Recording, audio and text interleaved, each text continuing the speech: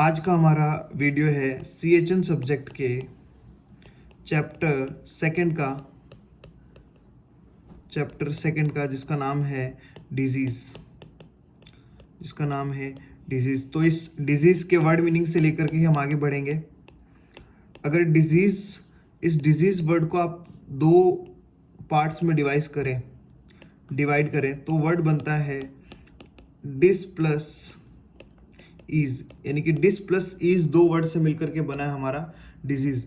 Dish का meaning होता है डिफिकल्टी, डिस का मतलब होता है डिफिकल्टी एंड ईज का मतलब होता है कंफर्ट। यानी जो कंबाइंड मीनिंग बना डिजीज वर्ड का वो ये बना कि एनी डिफिकल्टी इन कंफर्ट, उसे हम लोग क्या बोलते हैं, डिजीज बोलते हैं। इसके अलावा हम बोल सकते हैं any deviation in normal physiology, body की नॉर्मल फिजियोलॉजी के अंदर कोई भी डेविएशन अगर हो जाता है तो उसे हम बोल सकते हैं क्या, डिजीज। या एनी डिस्टर्बेंस इन हेल्थ।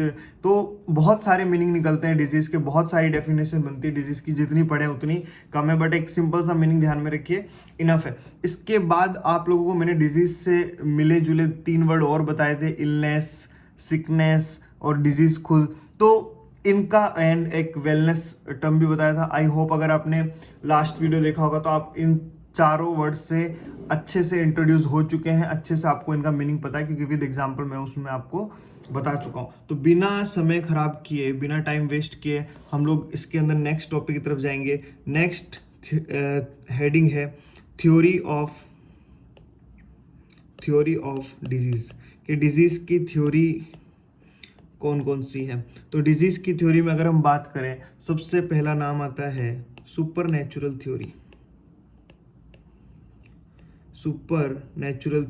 और इस सुपरनैचुरल वर्ड को सुनते ही हमारे माइंड में आते हैं क्या, सुपरनैचुरल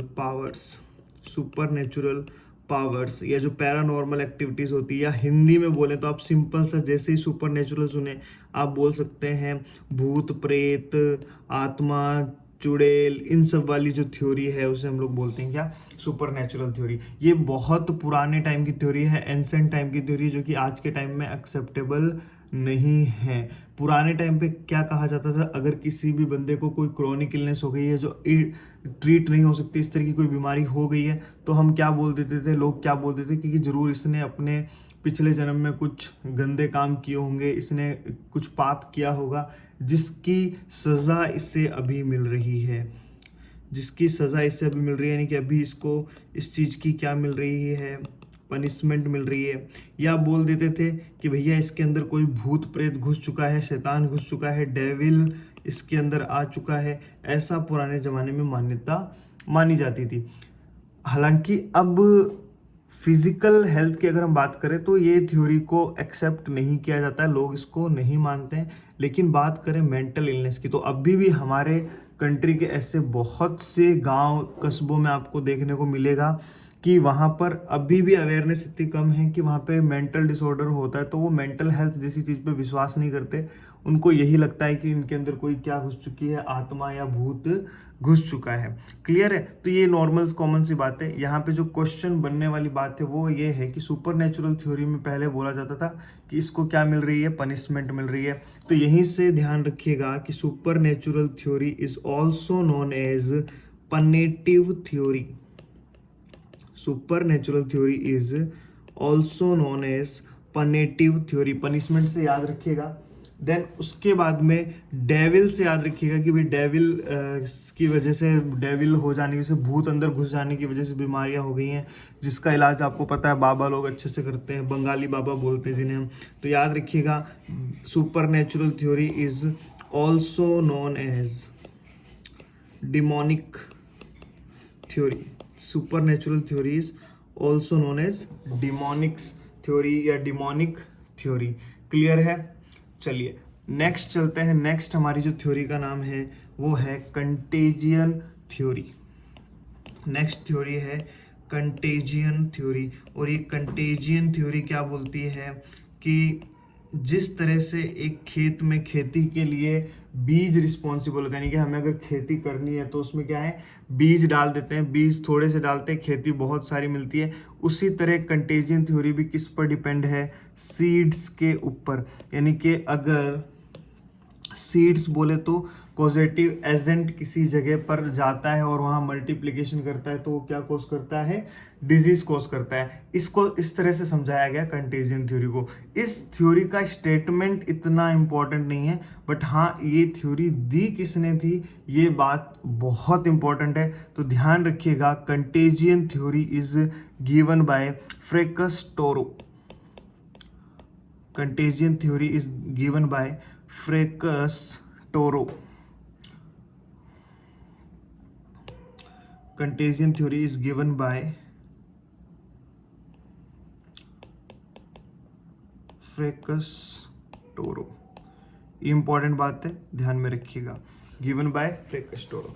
देन नेक्स्ट जो थ्योरी है डिजीज की, ध्यान दीजिएगा, थर्ड थ्योरी जिसे हम बोल सकते हैं क्या, मियाज्मा थ्योरी। मियाज्मा थ्योरी। और इसी थ्योरी को और किस नाम से जानते हैं, इसी को हम बेड एयर थ्योरी भी बोलते हैं, बेड एयर थ्योरी भी बोलते हैं। जनरली जिस डिजीज को इसके थ्रू समझाया जाता है, मैं एग्जांपल के तौर पर अगर मैं आपको लिख दूं तो आपके लिए इजी हो जाएगा, कोलेरा डिजीज को इस थ्योरी से ही समझाया गया है ना। तो और ये थ्योरी बोलती क्या है, देखिए इस थ्योरी को जानने के लिए आपको मियाज्मा वर्ड का मतलब पता होना चाहिए। मियाज्मा का मतलब होता है कंटामिनेटेड या कंटामिनेशन ऑब्लिक पॉल्यूटेंट या पॉल्यूशन। ये दोनों वर्ड मीनिंग होते हैं किसके, मियाज्मा के, यानी कि कंटामिनेशन या फिर पॉल्यूशन। अब हम बात करते हैं, जैसे कि कंटामिनेशन होता है किसका, वाटर का। और अगर वाटर का कंटामिनेशन हो जाए तो एक साथ बहुत बड़ी लार्ज पॉपुलेशन क्या होती है, उससे अफेक्ट होती है। और जब इस तरह की चीज़ें होती है तो आम भाषा में बोला जाता है कि यार गंदी हवा चल रही है, खराब हवा चल रही है, माहौल अच्छा नहीं चल रहा है। उस तरह से आप याद रख सकते हैं कि it's also known as bad air theory. और ये थ्योरी दी किसने थी, तो ध्यान दीजिएगा, ये this theory is given bye Hippocrates. This theory is given bye Hippocrates. और इस हिप्पोक्रेटस को हम किसके नाम से जानते हैं, कमेंट करके बताइएगा।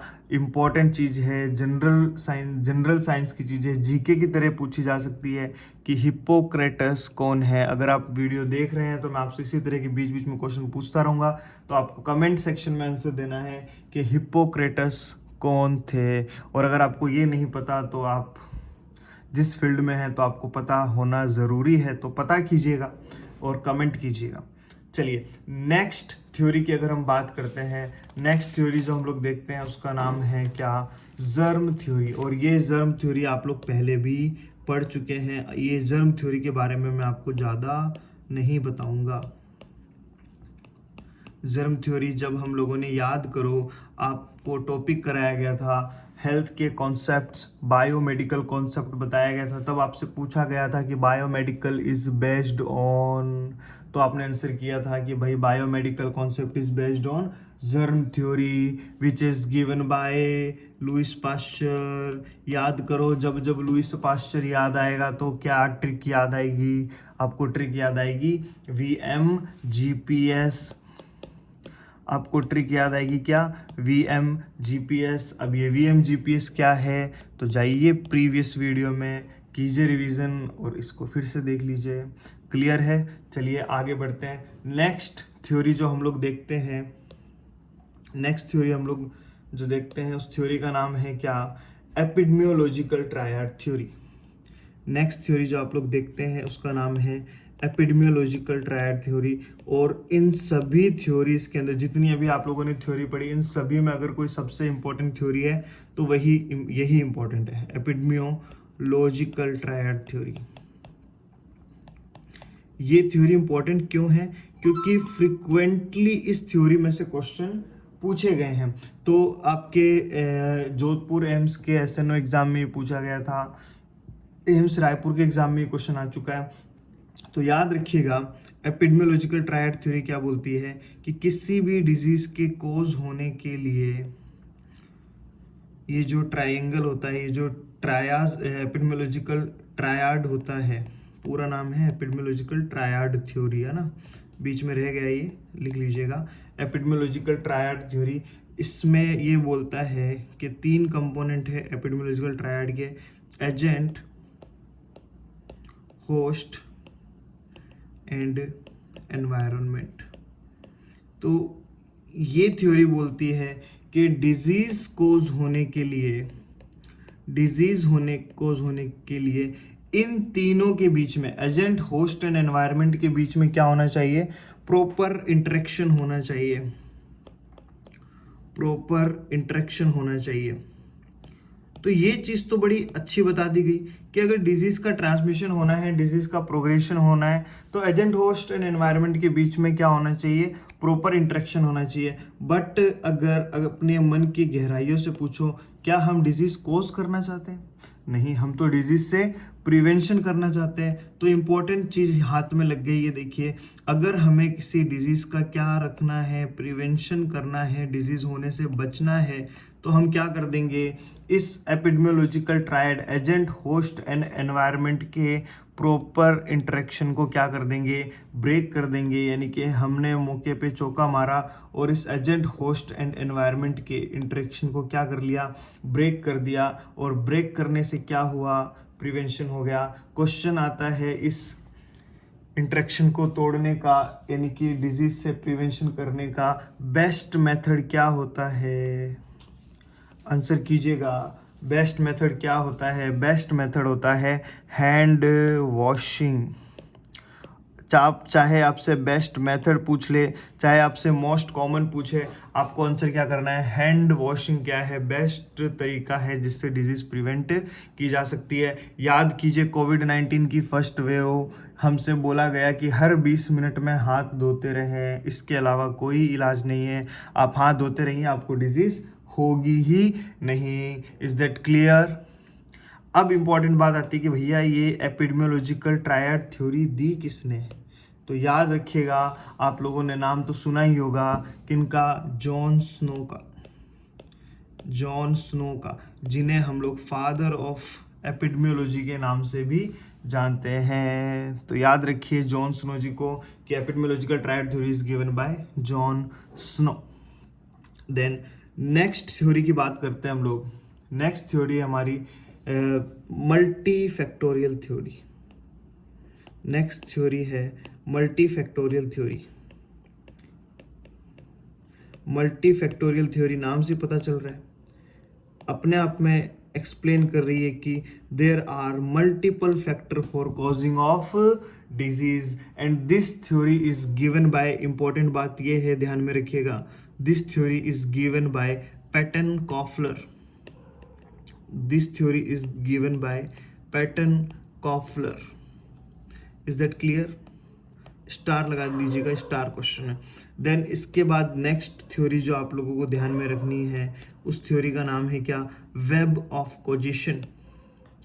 वेब ऑफ कोजिशन, ये भी नाम से ही पता लग रहा है। वेब का क्या मीनिंग होता है, जाल, यानी बहुत सारे फैक्टर्स का एक कॉम्बिनेशन बन जाना, जिससे क्या बन गया, जाल बन गया। तो इस थ्योरी का नाम है वेब ऑफ कोजिशन। एंड इसका भी क्या ही मीनिंग होता है, सेम ही होता है कि कोई भी डिजीज कोज होने के लिए बहुत सारे फैक्टर एक साथ मिलकर के क्या होते हैं, रिस्पॉन्सिबल होते हैं। एंड ये थ्योरी दी किसने थी, तो ध्यान में रखिएगा, मैकमोहन एंड पग। पग याद है ना, कौन सा, वोडाफोन वाला कुत्ता, वही वाला पग, मैकमोहन एंड पग है। तो ये साइंटिस्ट, बस नाम याद रखने के लिए आपको मैंने याद दिलाया, मैकमोहन एंड पग ने ये आपको क्या दी थी, वेब ऑफ कोजिशन थ्योरी दी थी। Is that clear?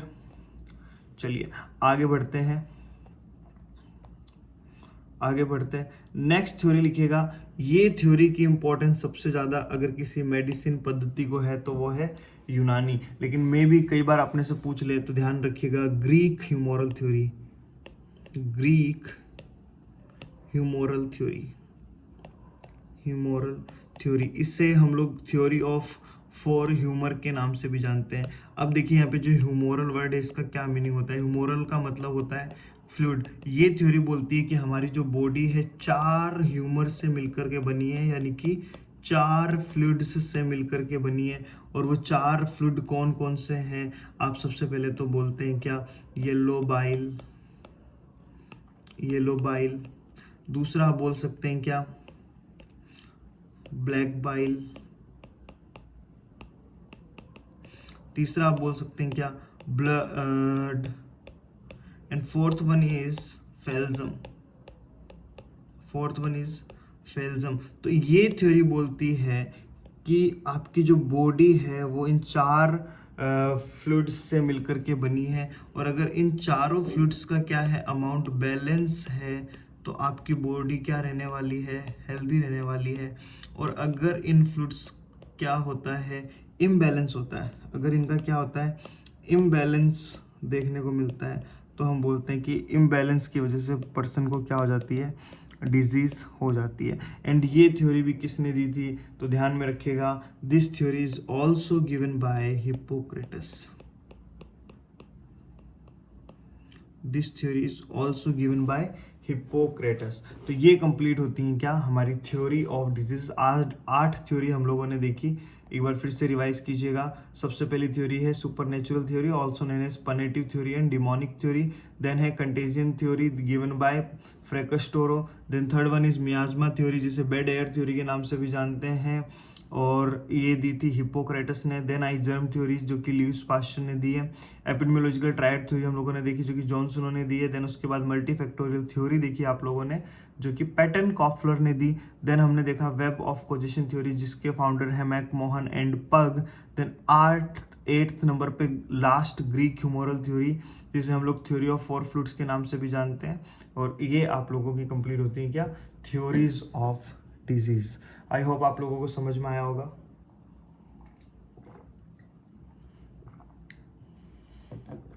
चलिए नेक्स्ट बात करते हैं। नेक्स्ट हेडिंग लगाइएगा, आइसबर्ग फिनोमिना।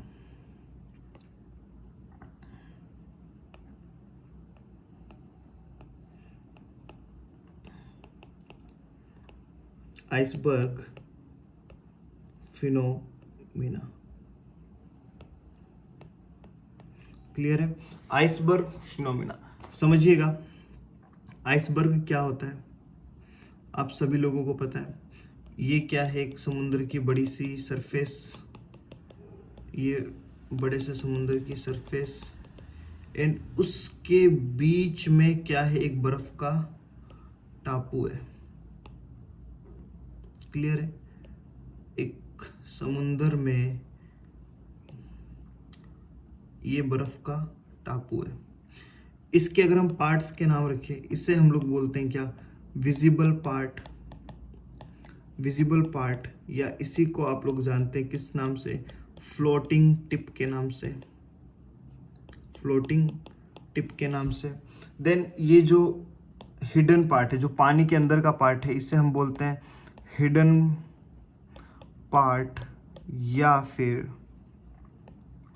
और डूबा हुआ पार्ट, यानी कि सबमर्ज्ड पार्ट, इसे हम बोलते हैं क्या, सबमर्ज्ड पार्ट। और ये जो पानी की सरफेस होती है, इससे हम लोग बोलते हैं क्या, line of demarcation, line of demarcation.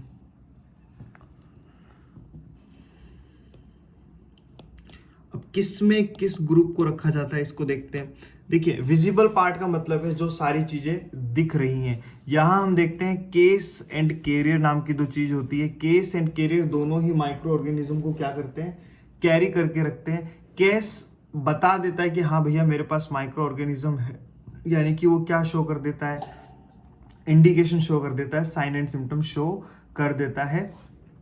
लेकिन कैरियर छुपा करके रखता है। कैरी तो उसके पास भी होता है, उसके पास भी माइक्रो ऑर्गेनिज्म होता है, वो भी इस इधर से उधर ट्रांसमिट कर सकता है, लेकिन वो क्या करके रखता है, इस बात को छुपा करके रखता है। यानी कि विजिबल पार्ट में वो सभी केसेस आएंगे जो कि क्या है, physician can see, physician can see.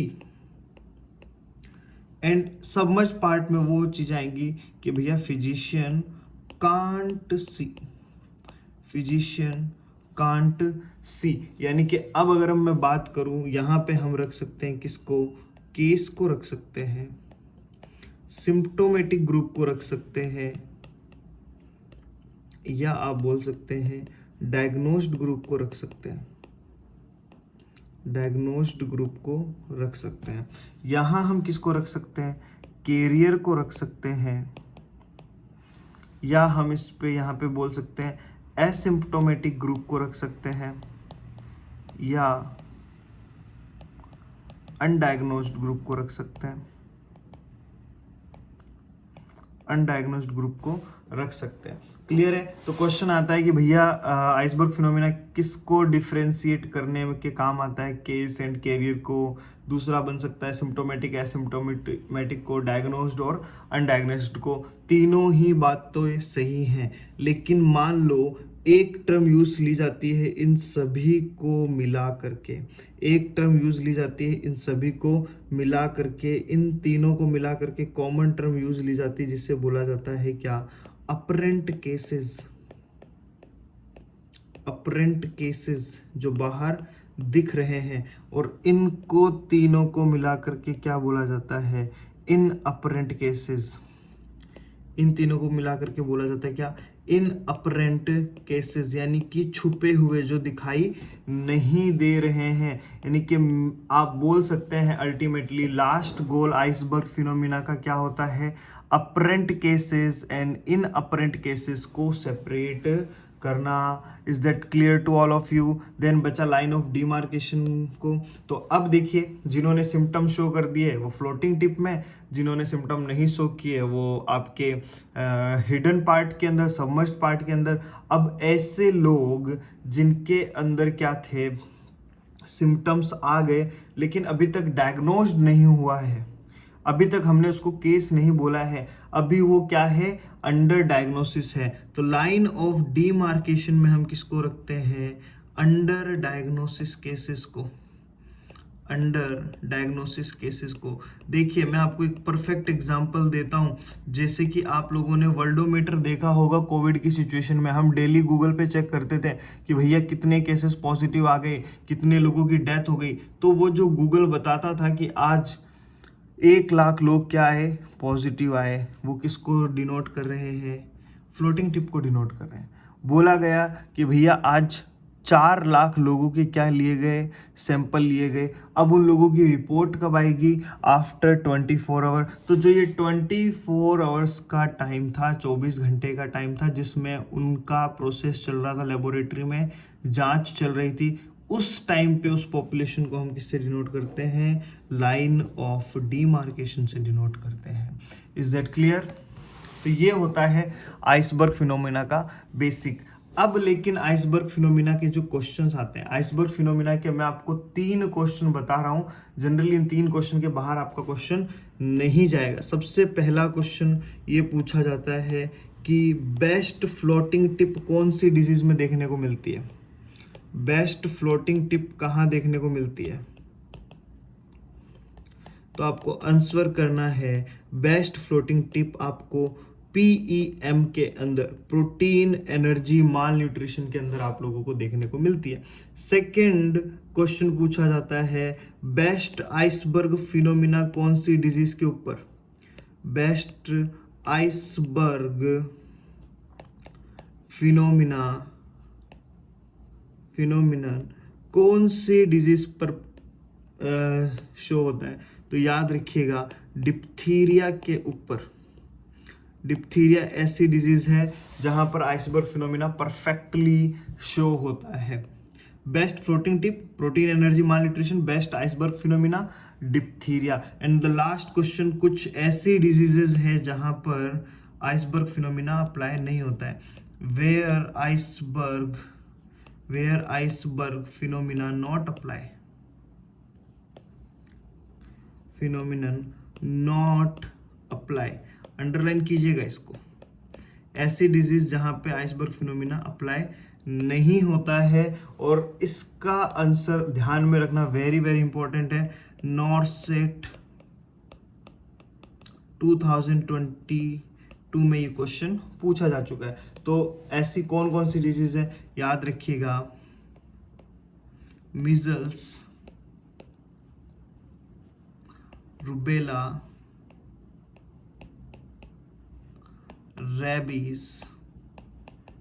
Rabies and tetanus.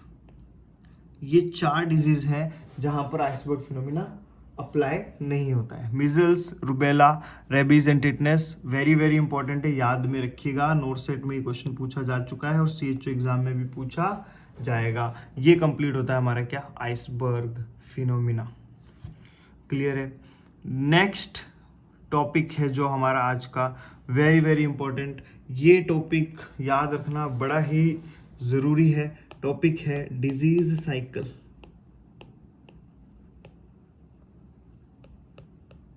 Disease cycle clear है। अब देखिए डिजीज साइकिल क्या होता है। डिजीज साइकिल की अगर हम बात करें, डिजीज साइकिल एग्जैक्ट वही चीज है जैसे कि अगर आप एक 6th स्टैंडर्ड के बच्चे से पूछ लें कि भैया ये बताओ कि बीमारी कैसे होती है, तो वो आपको सिंपल सा आंसर देगा कि भैया हम कुछ कंटामिनेटेड खाना खाएंगे या हम हैंड वॉश नहीं करेंगे तो जर्म्स हमारे अंदर जाएंगे और वो जर्म्स क्या कॉज करेंगे, डिजीज कॉज करेंगे। और यही होता है आपका नॉर्मल आपका डिजीज साइकिल। लेकिन बस अब हम क्या हो चुके हैं, बड़े हो चुके हैं, तो बड़ी बड़ी बातें होने लगी हैं, तो इनके क्या रखने लगे हैं, नाम रख दिए गए हैं। तो उन्हीं नाम को आपको याद रखना जरूरी है। और यहाँ पे साइकिल वर्ड यूज लिया गया है तो ध्यान दीजिएगा, सीक्वेंस गड़बड़ नहीं होना चाहिए। सीक्वेंस क्या रहेगा, सबसे पहला जो स्टेज होती है हमारे डिजीज साइकिल की वो है incubation period. incubation period, second prodromal phase, third one fastigium,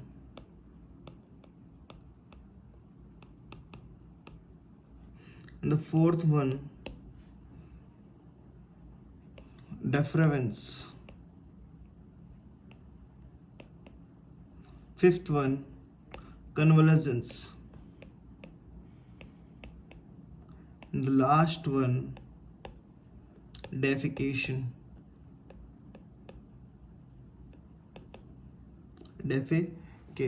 Is that clear?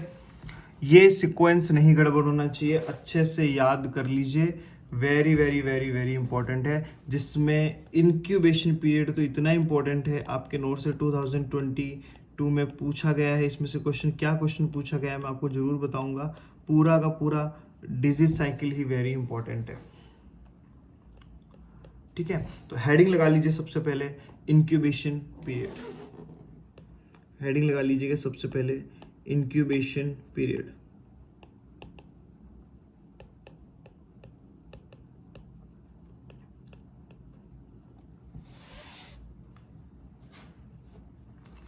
अब देखिए इंक्यूबेशन पीरियड आखिर होता क्या है, और इसी के साथ साथ हम पढ़ेंगे प्रोड्रोमल स्टेज पे। सबसे पहले देखिएगा, मान लो ये हमारा गोलू है, इसने खाई क्या, पानी पूरी। इसने खाई आज पानी पूरी, और इसे 4 दिन बाद आफ्टर 4 days इसको क्या हुआ, आफ्टर 4 days इसको क्या हुआ, इसकी तबीयत खराब हुई। इसको क्या स्टार्ट हो गई, वॉमिट स्टार्ट हो गया। इसको क्या स्टार्ट हो गया, वॉमिट स्टार्ट हो गया। इसने अपना टेम्परेचर चेक किया, इसको क्या था, फीवर भी था, इसको हेडेक भी था, एब्डोमिनल पेन भी था।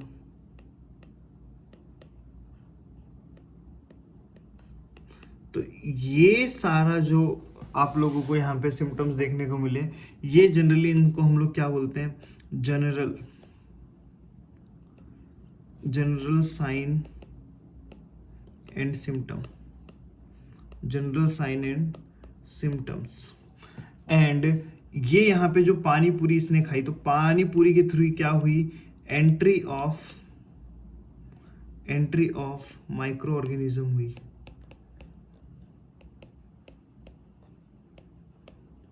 Entry of micro organism. तो ध्यान दीजिएगा, वेरी वेरी इंपॉर्टेंट बात है, एंट्री ऑफ माइक्रो ऑर्गेनिज्म से लेकर के फर्स्ट जनरल सिम्टम के टाइम को हम लोग क्या बोलते हैं, इंक्यूबेशन पीरियड बोलते हैं। Is that clear? इसे हम लोग क्या बोलते हैं, इंक्यूबेशन पीरियड बोलते हैं। देन मान लो इसके बाद में जनरल सिम्टम आने के बाद में आफ्टर मान लो 3 डेज, आफ्टर 3 डेज क्या हुआ, इसको मान लो टाइफाइड डिजीज थी और इसे रोज स्पॉट आ गए, इसे रोज स्पॉट आ गए, इसे पी सूप स्टूल होने लगा, इससे पी सूप स्टूल होने लगा, यानी कि कौन से सिम्टम्स, स्पेसिफिक सिम्टम अपीयर हो गए, यानी कि क्या हो गए, स्पेसिफिक सिम्टम्स क्या हो चुके हैं, अपीयर हो चुके हैं। तो अब आपसे कोई ये पूछ ले कि ये बताइए कि एंट्री ऑफ माइक्रो ऑर्गेनिज्म से लेकर के फर्स्ट स्पेसिफिक सिम्टम आने तक का टाइम पीरियड, उसे क्या बोलते हैं, उसे भी हम लोग क्या बोलते हैं, इंक्यूबेशन पीरियड बोलते हैं। याद रखिएगा, अगर चाहे वो स्पेसिफिक सिम्टम हो चाहे वो जनरल सिम्टम हो, अगर एंट्री ऑफ माइक्रो ऑर्गेनिज्म है तो हमेशा क्या होगा, इंक्यूबेशन पीरियड ही होगा। तो बात आती है कि भैया ये बता दीजिए कि प्रोड्रोमल फेज क्या है। तो ध्यान दीजिएगा, ये जो हम लोगों ने यहाँ पे लिखा 3 डेज, ये कितने भी दिन भी हो सकता है, 1 दिन 2 दिन 3 दिन 4 दिन 10 दिन 12 दिन, कितने भी दिन हो सकता है। वो time period from general symptom to first specific symptom, इसे हम लोग बोलते हैं क्या, प्रोड्रोमल फेज। हम लोग इसे क्या बोलते हैं, प्रोड्रोमल फेज बोलते हैं। आई होप आप लोगों को ये चीज़ समझ में आई होगी। 3 पॉइंट है, एंट्री ऑफ माइक्रो ऑर्गेनिज्म से चाहे जनरल सिम्टम हो और चाहे स्पेसिफिक सिम्टम हो, दोनों ही क्या है, इंक्यूबेशन पीरियड है। लेकिन हाँ, अगर मैं ये पूछ लूँ, आपसे पूछा जाए कि भैया इंक्यूबेशन पीरियड क्या है, और आपके सामने ये 2 स्टेटमेंट रखे गए हैं, आप लोगों के सामने ये 2 स्टेटमेंट रखे गए हैं, तो पहली प्रायोरिटी किसे देनी है, जनरल सिम्टम वाले को देनी है। सेकंड प्रायोरिटी किसे देनी है, स्पेसिफिक सिम्टम वाली डेफिनेशन को देनी है। Is that clear? चलिए आगे चलते हैं। अब देखिए इंक्यूबेशन पीरियड में आखिर होता क्या है, ये ध्यान देने वाली बात है कि आखिर इंक्यूबेशन पीरियड में होता क्या है। इंक्यूबेशन पीरियड में क्या होता है, माइक्रो ऑर्गेनिज्म मल्टीप्लिकेशन करते हैं, मल्टीप्लिकेशन करते हैं। और ये वेरी वेरी इंपॉर्टेंट कॉन्सेप्ट है, माइक्रो ऑर्गेनिज्म मल्टीप्लिकेशन करते हैं, यानी कि जिस डिजीज का इंक्यूबेशन पीरियड जितना ज़्यादा, उस डिजीज के अंदर माइक्रो ऑर्गेनिज्म उतने ही ज़्यादा, और उतने ही ज़्यादा क्या होंगे, लिम्फ नोड में क्या होंगे, ट्रैप होंगे, और उतनी ही ज़्यादा लिम्फ एडिनोपैथी, उतनी ही ज़्यादा लिम्फ एडिनोपैथी। याद में रखिएगा, एक डिजीज है, जितना ज़्यादा इंक्यूबेशन पीरियड उतनी ही ज़्यादा माइक्रो ऑर्गेनिज्म ग्रो करेंगे, और उतने ही ज़्यादा क्या देखने को मिलेगी, लिम्फ एडिनोपैथी देखने को मिलेगी। देखिए कैसे, आखिर आपके जो बॉडी में लिम्फ नोड है वो क्या काम करते हैं, वो काम करते हैं एज ए इम्यूनिटी, है ना, एज ए इम्यूनाइजेशन सिस्टम वो लोग काम करते हैं। किस तरह से, जो ब्लड में माइक्रो ऑर्गेनिज्म्स है, बैक्टीरिया है, वायरस है, फंगस है, तो लिम्फ नोड फिल्ट्रेशन के थ्रू उन सारे माइक्रो ऑर्गेनिज्म को क्या कर लेता है, ट्रैप कर लेता है। तो जितना ज़्यादा इंक्यूबेशन पीरियड उतना ज़्यादा मल्टीप्लिकेशन, उतने ही ज़्यादा माइक्रो ऑर्गेनिज्म के नंबर, और उतने ही ज़्यादा लिम्फ नोड में ट्रैप होंगे, जिसकी वजह से लिम्फ नोड का साइज बढ़ने लगेगा। और उसके लिए हम जो टर्म यूज़ करते हैं लिम्फ नोड के साइज के बढ़ने को, हम बोलते हैं लिम्फ एडिनोपैथी। एग्जाम्पल के तौर पर अगर बताऊं तो, जिस तरह से आप जब चाय बनाते हैं और जो छलनी है जिससे आप चाय छानते हैं, और उस छलनी में जो चाय पत्ती बच जाती है, तो छलनी क्या है, लिम्फ नोड है, और जो आपकी चाय है वो क्या है, आपका ब्लड है, और उसमें चाय पत्ती क्या है, माइक्रो ऑर्गेनिज्म। जितनी ज़्यादा चाय उतनी ज़्यादा चाय पत्ती, और उतना ही ज़्यादा बल्क, और उतना ही ज़्यादा वहाँ पे साइज में भी इंक्रीजमेंट। तो ध्यान दीजिएगा, आई होप आपको ये स्टेटमेंट समझ में आया होगा। इसके बेसिस पे एक क्वेश्चन आता है कि मैक्सिमम लिम्फ एडिनोपैथी कहाँ देखने को मिलती है, मैक्सिमम लिम्फ एडिनोपैथी कहाँ देखने को मिलेगी? आप सिंपल सा बोल सकते हैं, क्योंकि मैक्सिमम इंक्यूबेशन पीरियड किसका मानते हैं? HIV का मानते हैं। So previous name of HIV was lymph adenopathy, है ना। जिस टाइम पे HIV के नाम से नहीं जानते थे, बीमारी तो होती थी लोगों को, उस टाइम पे इसको सिर्फ लिम्फ एडिनोपैथी बोलते थे। Is that clear? चलिए आगे बढ़ते हैं। नेक्स्ट हमारा जो यहाँ पर बात हमको बताई जाती है, नेक्स्ट बात जो हम लोगों के लिए है इंपॉर्टेंट ध्यान देने वाली, वो ये है कि ये मैंने आपको पहला कॉन्सेप्ट बताया लिम्फ नोड का। दूसरा कॉन्सेप्ट पे ध्यान दीजिएगा। दूसरा कॉन्सेप्ट ये बोलता है कि किसी भी डिजीज की फैटेलिटी जो होती है, किसी भी डिजीज की जो फैटेलिटी होती है वो इनडायरेक्टली प्रोपोर्शनेट होती है इंक्यूबेशन पीरियड के। यानी कि फॉर एग्जांपल मैं अगर आपसे पूछूं कि कोलेरा एंड HIV में से कौन सी डिजीज ज़्यादा फैटल है, तो आप आंसर क्या करेंगे? Cholera is more fatal. अब आपके कई लोगों के दिमाग में ऐसा चलेगा, यार कोलेरा कैसे ज़्यादा फैटल हो सकती है, HIV ज़्यादा फैटल है, उसका इलाज नहीं होता।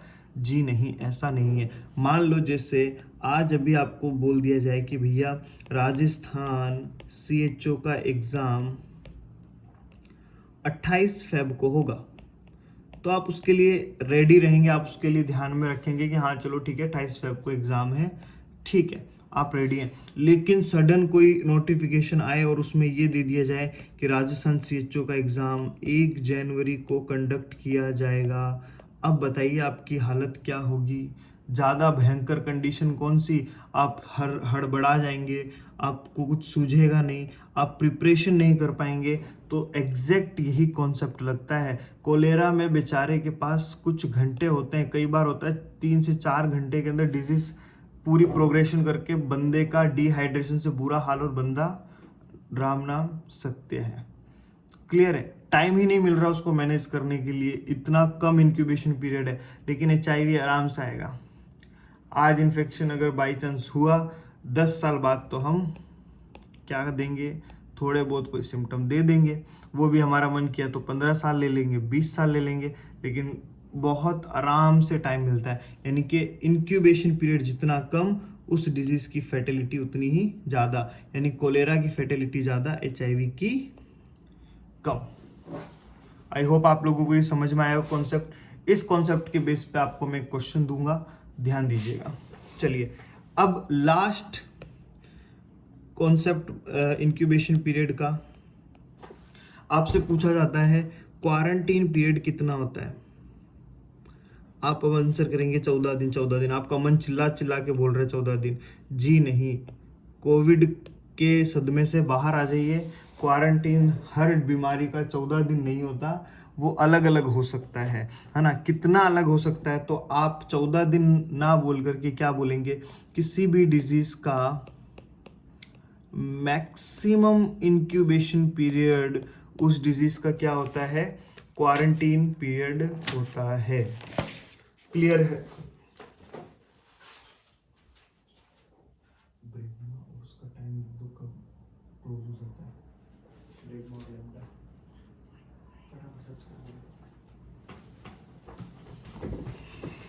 क्लियर है? चलिए अब उसके बाद आपका कुछ इंक्यूबेशन पीरियड में आपको एक क्वेश्चन बता देता हूं। चलिए हाँ, ये भी जान लेते हैं भी क्वारंटीन पीरियड होता क्या है। आपका नोट सेट में क्वेश्चन और पूछा गया था, क्वारंटीन एंड आइसोलेशन में डिफरेंस। आई थिंक ये क्वेश्चन था ऐसा, एग्जैक्ट नहीं याद आ रहा मुझे क्या क्वेश्चन है, बट ध्यान में रखिएगा। एक होता है क्वारंटीन, एक होता है आइसोलेशन। क्या फर्क होता है दोनों में? इतनी सी बात ध्यान में रखिए, आपका कभी कोई क्वेश्चन अटकेगा नहीं MCQ। क्वारंटीन हमेशा हेल्दी पर्सन का होता है, क्वारंटीन हमेशा हेल्दी पर्सन का होता है, और आइसोलेशन डिजीज्ड पर्सन का होता है।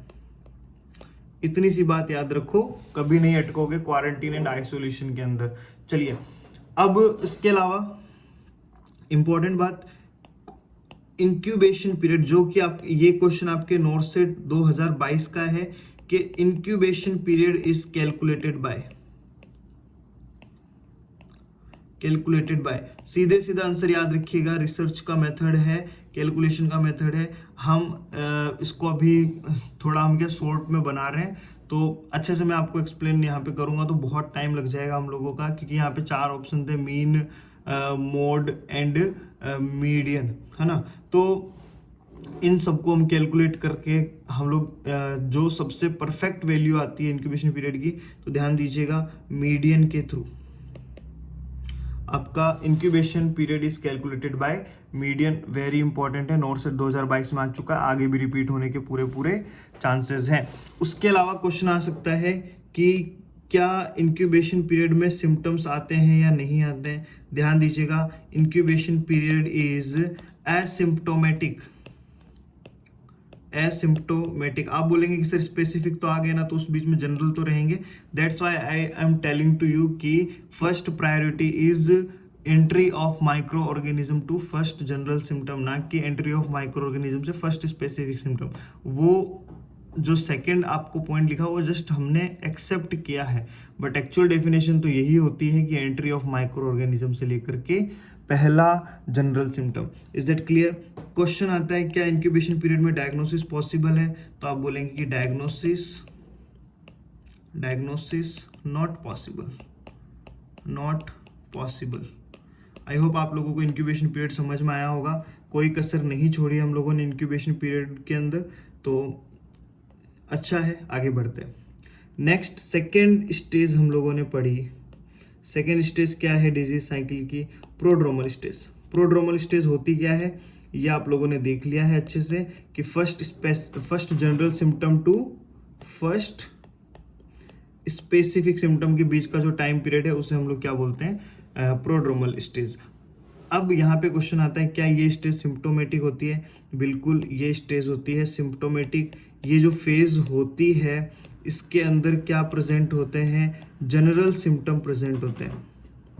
क्या प्रेजेंट होते हैं, जनरल सिम्टम प्रेजेंट होते हैं, ना कि स्पेसिफिक। यानी कि इस फेज में जनरल सिम्टम रहेंगे, जैसे ही स्पेसिफिक सिम्टम आएगा वो किस में कन्वर्ट हो जाएगा, वो नेक्स्ट स्टेज में चला जाएगा। ठीक है, फिर क्वेश्चन आता है कि ऐसी कौन सी स्टेज है जहाँ पे पेशेंट को ऐसा फील आने लगता है कि वो बीमार है, यानी जो हम लोगों को फील आता है ना कि यार तबीयत थोड़ी सी नासाज सी लग रही है ना, खाने का मन नहीं कर रहा है, कुछ अच्छा नहीं लग रहा है, तो वो कौन सी स्टेज है, वो प्रोड्रोमल स्टेज ही है। यानी कि पेशेंट इज फील्स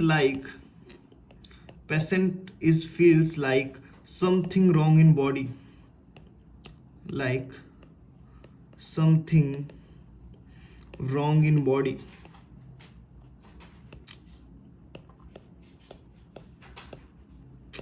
क्लियर है। तो ये आपको 2 क्वेश्चन ध्यान रखने हैं यहाँ पे प्रोड्रोमल स्टेज में। नेक्स्ट स्टेज है आप लोगों की क्या, स्टेज थर्ड, फेस्टिजियम। हाँ, इंपॉर्टेंट चीज क्या, यहाँ डायग्नोसिस पॉसिबल होगा या नहीं होगा, स्टार लगा के लिखिएगा, diagnosis not possible, diagnosis not possible.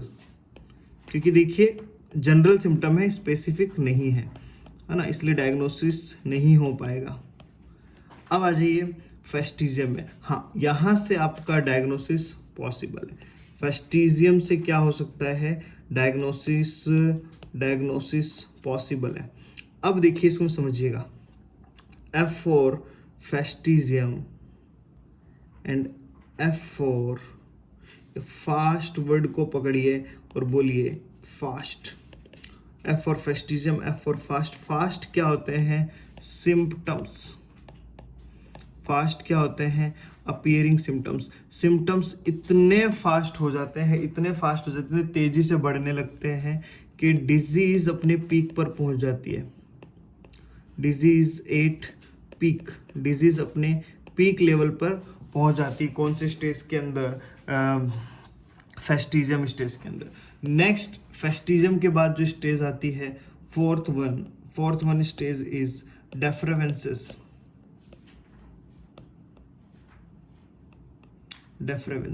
और ये डेफ्रेवेंसेस स्टेज क्या बोलती है, देखिएगा, डेफ्रेवेंसेस स्टेज पकड़िएगा, D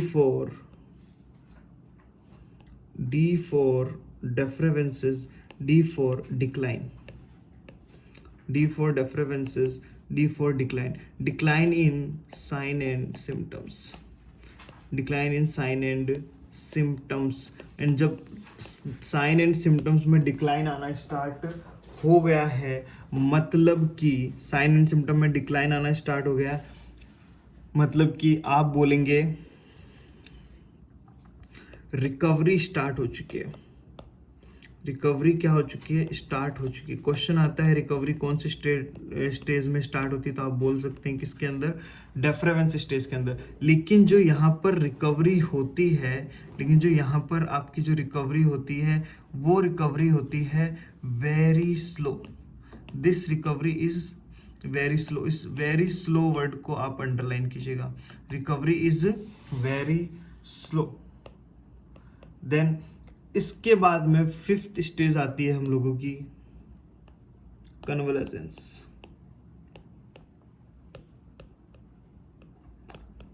स्टेज आती है कौन सी?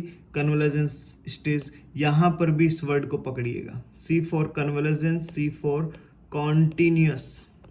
सी for convalescence, C for continuous. Continuous क्या होगी? कॉन्टिन्यूअस होगी रिकवरी। कॉन्टिन्यूअस होगी क्या? रिकवरी। और यहाँ पे रिकवरी क्या होगी? वेरी फास्ट होगी। रिकवरी कैसी होगी? Very fast. इतनी फास्ट, यहाँ पे रिकवरी क्या थी? स्टार्ट हो चुकी थी डिफरेंसेस में, लेकिन वेरी स्लो थी। यहाँ रिकवरी क्या है? कंटिन्यूअस है, लेकिन रिकवरी बहुत फास्ट है, बहुत फास्ट है। इतनी फास्ट कि पेशेंट फील्स लाइक, रिकवरी इतनी फास्ट होती है कि patient feels like he oblique she is cured।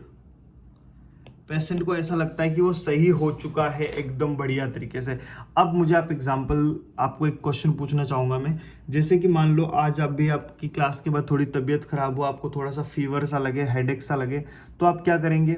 आप एक पीसीएम लेंगे, एक सिफेक्सिम लेंगे और सो जाएंगे। और जब आप उठे, मान लो आप नेक्स्ट मॉर्निंग जब उठे, तो आपने देखा कि यार आपको कोई फीवर नहीं, कोई हेडेक नहीं, इवन आप बहुत ज़्यादा एनर्जेटिक महसूस कर रहे हैं, तो क्या आप सिफेक्सिम लेंगे? क्या आप पीसीएम लेंगे? आंसर दीजिए, अपनी अंतरात्मा से पूछिए। मुझे पता है, आपको पता है कि आप सिफेक्सिम, पैरासीटामोल, डाइक्लोफेनेक नहीं लेंगे, क्योंकि हम बीमार होते हैं तभी लेते हैं, अदरवाइज हम छोड़ देते हैं। ये हम लोगों की आदत है। सोचो, हम लोग इतने पढ़े लिखे हैं कि सिर्फ आपको पता है कि एंटीबायोटिक जब आपने ली है ना, जब आपने एंटीबायोटिक ली है, तो उस टाइम पे आपको क्या करना है? एटलीस्ट 3 डेज तक तो क्या करना है? आपको वो लेना ही है, अदरवाइज क्या हो सकती है? रेजिस्टेंस कॉज हो सकती है। सोचो, हमको जब पता है तब हम नहीं करते, तो एक आम आदमी क्यों ही करेगा, है ना? तो क्वेश्चन आता है मैक्सिमम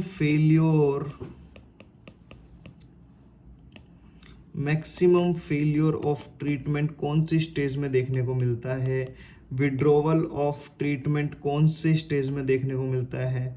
विड्रॉवल ऑफ ट्रीटमेंट कौन सी स्टेज में देखने को मिलता है? तो वो स्टेज है हमारी convalescence stage. Is that clear? I hope आप लोगों को ये बात समझ में आई होगी कि यहाँ पे maximum failure and withdrawal of treatment क्यों देखने को मिलता है। Then the last stage is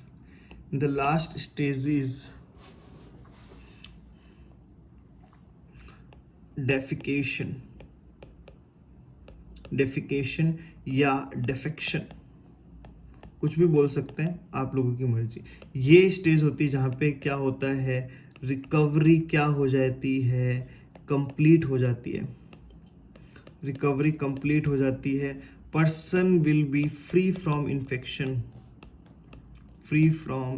यहाँ पे डिजीज से पूरा निजात मिल चुका है, एकदम सही हो चुका है बंदा, कोई इन्फेक्शन का कुछ भी उसके अंदर बाकी नहीं रहा है। क्वेश्चन आता है कौन सी डिजीज है जहां पर ये स्टेज आपको नहीं देखने को मिलती है? तो आप बोल सकते हैं HIV के अंदर नो डेफिकेशन स्टेज HIV के अंदर no defecation stage, hepatitis B के अंदर नो डेफिकेशन स्टेज। ये आप कुछ ऐसी बीमारियां बोल सकते हैं जहाँ डेफिकेशन या डेफेक्शन स्टेज अब्सेंट होती है। आई होप आप लोगों को ये डिजीज साइकिल समझ में आया होगा, समझ में आया। ये नोट्स आप लोगों को अवेलेबल करवा दिए जाएंगे। अब टाइम है, देखिए ये चैप्टर काफ़ी बड़ा है। अभी डिजीज चैप्टर में 2 टॉपिक्स रह रहे हैं, है ना। अप्रोक्स 50% हम लोगों ने क्या कर लिया है, कवर कर लिया है। 50% भी क्या बोलूँगा, 70% लगभग हम लोगों ने चैप्टर कवर कर लिया है। जो हम लोगों का पोर्शन रिमेनिंग रहता है वो मैं आपको बता देता हूँ, जो कि हम लोग देखेंगे नेक्स्ट वीडियो के अंदर। जो हम लोग देखेंगे नेक्स्ट वीडियो के अंदर इसी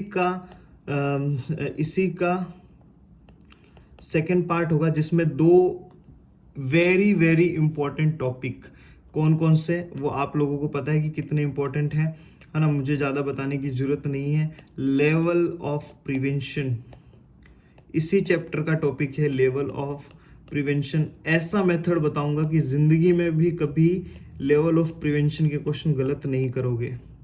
इतना ट्रिकी और इतना बेहतर तरीके से मैं आपको लेवल ऑफ प्रिवेंशन पढ़ाऊंगा, आपके क्वेश्चंस गलत नहीं होंगे। तो नेक्स्ट वीडियो ज़रूर देखिएगा, चैनल में नोटिफिकेशन ऑन करके रखिएगा क्योंकि जो 3rd वीडियो आएगा हमारी CHN का, वो आएगा लेवल ऑफ प्रिवेंशन के ऊपर। और वो इतना इंपॉर्टेंट है कि आप लोगों को बेहतर पता है, मेरे से ज़्यादा बेहतर पता है। एंड उसके अलावा यहाँ इसमें हम पढ़ेंगे मोड ऑफ ट्रांसमिशन भी। ये 2 टॉपिक के ऊपर बेस्ड होगा और हमारा जो सेकेंड चैप्टर है डिजीज, वो कंप्लीट हो जाएगा। क्लियर है। अब टाइम आ गया है, जो प्रीवियस वीडियो था बेसिक्स ऑफ एनाटॉमी, है ना, बेसिक्स ऑफ एनाटॉमी जो हमारा वीडियो था, उसमें मैंने एंड में MCQ नहीं पूछ के जस्ट एक कॉमन सा क्वेश्चन पूछा था कि आपके जो फंटानल होते हैं, ब्रेग्मा एंड लेम्डा, ये कब क्लोज हो जाते हैं, है ना। ब्रेग्मा बोले तो आप इसको एंटीरियर फॉन्टानल बोलते हैं, इससे हम लोग ब्रेग्मा को हम लोग क्या एंटीरियर फॉन्टानल भी बोलते हैं, जो कि डायमंड शेप का आपको दिखाई देता है। और ये एंटीरियर फॉन्टानल कब क्लोज हो जाता है, ये अप्रोक्स 18 मंथ के ऊपर। रेंज की अगर हम बात करें तो आप बोल सकते हैं 12 से 24 मंथ, यानी कि 1 to 2 ईयर तक। बट एग्जैक्ट डाटा अगर आपको ध्यान में रखना है तो अप्रोक्स 18 मंथ के आसपास, यानी कि जब बच्चा 1.5 ईयर का हो जाता है, जब बच्चा 1.5 ईयर का हो जाता है, तो जब बच्चा 1.5 ईयर का हो जाता है तो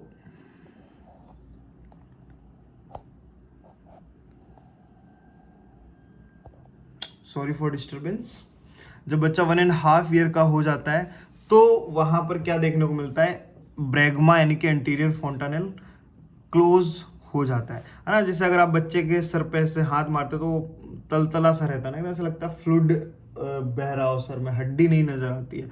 तो वो 1.5 साल के बाद में वो आपको तलतलापन जो पानी की जैसा फील होता है वो आना बंद हो जाएगा। देन हम बात करते हैं किसकी, लैम्डा की, यानी कि पोस्टीरियर फॉन्टानल।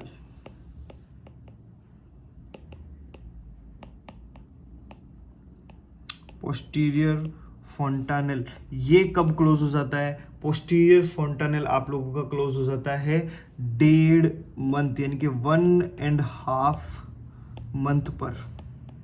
ये 1.5 ईयर यानी 1.5 ईयर पे, एंड ये 1.5 मंथ के ऊपर क्या हो जाता है, क्लोज हो जाता है। या आप बोल सकते हैं 6 वीक पर। जब बच्चा 1.5 मंथ का होगा तो आपका जो पोस्टीरियर फॉन्टानल है वो क्या हो जाएगा, क्लोज हो जाएगा। क्लियर है आप लोगों का, ये कॉन्सेप्ट इजी सा था लेकिन वेरी वेरी इंपॉर्टेंट है। क्वेश्चन आता है और CHO के एग्जाम में क्वेश्चन आएगा, ठीक है, आप लोग ध्यान में दीजिएगा। अब टाइम आ गया है आज की क्लास का क्वेश्चन पूछने का। तो आज की क्लास का क्वेश्चन लिख लीजिएगा कि विच और इसका आंसर दीजिएगा कमेंट सेक्शन में। विच ऑफ द फॉलोइंग